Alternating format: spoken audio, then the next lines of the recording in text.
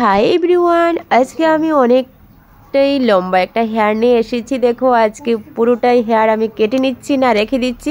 Skip না করে পুরো ভিডিওটা তোমরা একটু দেখতে থাকো, তো বুঝতে পারবে যে কি করছি আমি। দেখো ভীষণ লম্বাই ছিল, কিন্তু কতটুকু আমি কি করছি হয়তো একদম শর্ট করে নিতে পারি। চলো স্কিপ না করে দেখতে থাকো আর কমেন্ট করো। এতটুকু কাটতাম কাটতাম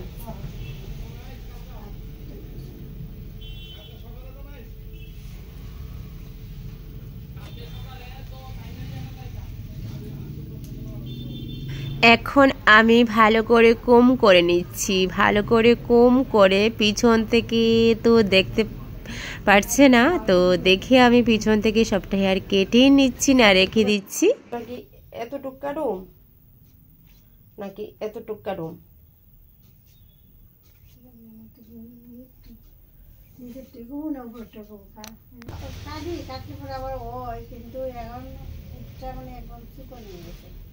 এখন তো আমরা ধরে নাও বাড়িও না এটালাই দূরা এটালাই দূরা দেখতেছি না যে বুদ্ধি দেখাইতেছে। এই তো ফাইনালি কেটে নিচ্ছি হেয়ারটা। কোন জায়গায় দেখতেই পারছো তোমরা। তো বেশি একটা শর্ট করিনি, যেগুলি একদম বাজে হেয়ার ছিল আর ওইগুলি কেটে নিয়েছি। এই দেখো শুধু লেজটা কেটে লাইছি, বুঝছো? এই যে দেখো না 10-15 ওষুধ দেবো স্কিনের প্রবলেম। আচ্ছা, মানে ড্রাই স্কিন হওয়ার পরে চুলটায় মানে পায়ে হাতে গুঁড়া উঠে দিত না। আচ্ছা, রাজীব মালাকা কলকাতা থেকে আইতো, তার নিয়ে দেখাইছি, সবসময় দেখাইতাম। আচ্ছা, এইদিকে আর দেখাইছি না, তখন কইতো যে স্কিনের প্রবলেম তো আপনি মানে মাথায় মানে মেহেন্দি কালার এসব করতে পারবেন না কইছিল। এখন প্রবলেম নাই। এখন আমি যে হেয়ারটা কেটেছিলাম ওই হেয়ারটাকে সম্পূর্ণভাবে ফিনিশ একদম প্লেন সমান করে দিচ্ছি।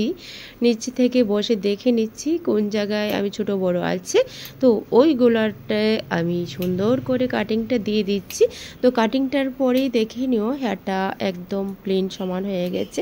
এই হলো জাস্ট যারা বলে যে হেয়ারটাকে জাস্ট প্লেন করব, জাস্ট একটু কেটে নেব আর বাজে চুলগুলি ফেলে দেব, তো এইভাবে কাটিংটা দিতে হয়। তো দিয়েছি, তো দেখো দিয়ে একদম ফিনিশ হয়ে গেছে।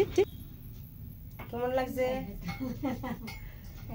হেয়ারটা? ভালো লাগছে তো। সো গাইস, তো সামনের দিকে এনে আমি ওটাকে আবারও সমান করে দিচ্ছি। যেগুলি ছোট বড় আছে সামনের দিকে ফ্রন্টে আনতে হয়।